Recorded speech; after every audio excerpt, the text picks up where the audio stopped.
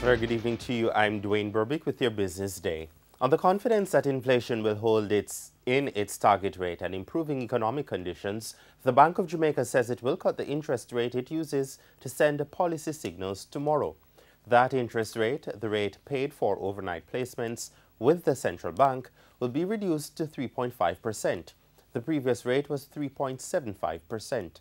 The BOJ said its decision to cut the policy rate is based on its assessment that inflation will be within its target range of 4 to 6% for the current fiscal year. Currency trading ended today with the US dollar selling for $128.64. The Canadian dollar is selling for $103.22.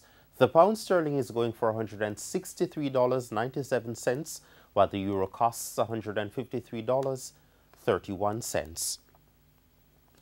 The price of oil fell 2% today to close at its lowest level in a week.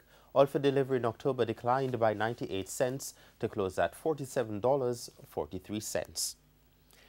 And back home, strong gains in the price of NCB and Jamaica Producers shares led the main JSE index up more than 5,892 points, but price dips for Lasco distributors and main event entertainment led the junior market down 27 points.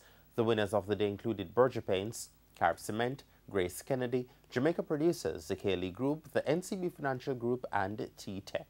On the other hand, MG Packaging and Paper, Carreras, Jamaica Stock Exchange, the JMB Group, Main Event Entertainment Group, Pulse Investments, and Seprod were the main losers. And that's the Business Day. I'm Dwayne Burbick. Good evening.